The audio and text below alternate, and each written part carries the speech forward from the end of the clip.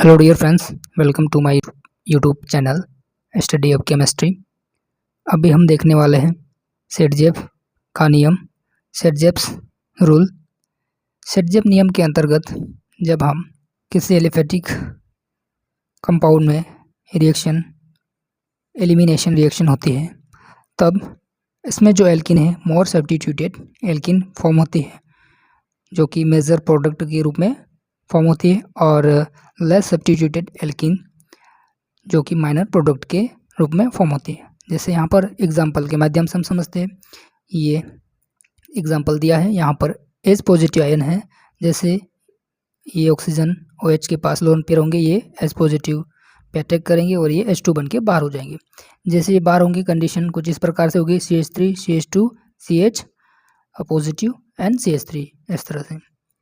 अब अगले स्टेप में क्या हो सकता है, ये जो CH2 है, यहाँ पर एक हाइड्रोजन को हम इस प्रकार से भी शो कर सकते हैं और एक हाइड्रोजन को इस तरह से। अगर ये हाइड्रोजन H पॉजिटिव के रूप में यहाँ से निकल जाए और अपने इलेक्ट्रॉन यहाँ पर डोनेट कर दे, यहाँ पर अपने इलेक्ट्रॉन डोनेट कर दे और ये क्या निकल जाए, H पॉजिटिव फॉर्म में, इस तरह से। तो जैसे यहाँ पर ये इलेक्ट्रॉन डोनेट करेगा तो इनके बीच में क्या है, बॉन्ड का फॉर्मेशन हो जाएगा। तो कंडीशन ये वाली बन जाएगी, CH3 CH double bond CH CH3। और दूसरी कंडीशन क्या हो सकती है, अगर ये जो कंपाउंड है, ये वाला हाइड्रोजन H पॉजिटिव आयन में ना निकलते हुए यहाँ से एक हाइड्रोजन निकल जाए, सपोज यहाँ से एक इलेक्ट्रॉन देकर निकल जाए, तो ये कंडीशन इस तरह से होगी, CH3 CH2 CH double bond CH3। सो ये जो सेटजेफ नियम है, इनके अनुसार क्या होगा, ये जो मोर सब्स्टिट्यूटेड एल्किन है ये मेजर में ही फॉर्म होगी और ये जो है माइनर में फॉर्म होती है। अब इसके बारे में देख लेते हैं क्या लिखा हुआ है। इस नियम के अनुसार विलोपन क्रिया में ऊष्मागतिकी स्थायी, यानी कि इस रूल्स के अकॉर्डिंग जो एलिमिनेशन प्रोसेस है उसमें thermodynamically stable compound major product के रूप में प्राप्त होता है।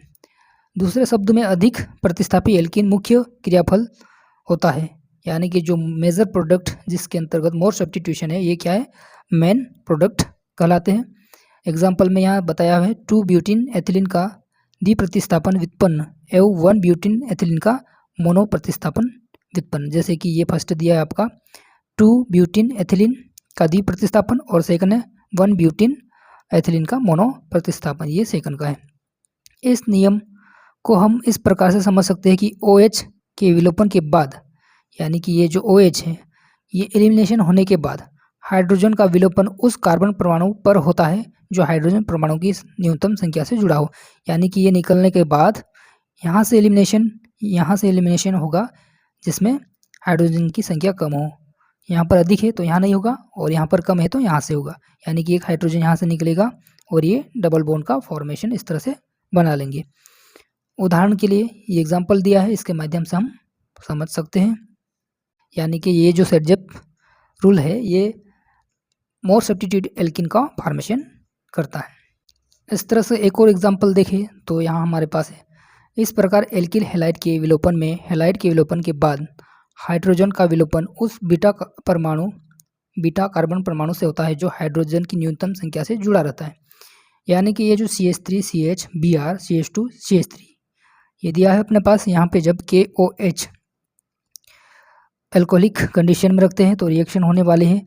यहाँ पर जो ये Br है और इस CH2 में से एक हाइड्रोजन ये निकलेंगे HBr बन के, और जैसे ही HBr बाहर निकलते हैं तो यहाँ पर डबल बॉन्ड का फॉर्मेशन हो जाता है। जैसे यहाँ पर लिखा है CH3 CH double bond CH CH3, ये आपका मेजर प्रोडक्ट होगा क्योंकि यहाँ पर है मोर सब्स्टिट्यूटेड एल्किन।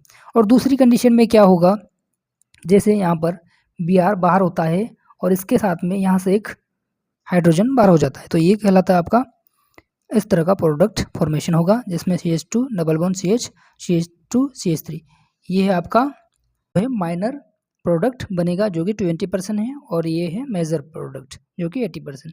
यानी कि सेटजेफ रूल्स के अकॉर्डिंग जो मोर सब्स्टिट्यूटेड एल्किन है वो फॉर्म होती है, लेस सब्स्टिट्यूटेड है वो माइनर फॉर्म में बनती है और ये है मेजर फॉर्म में।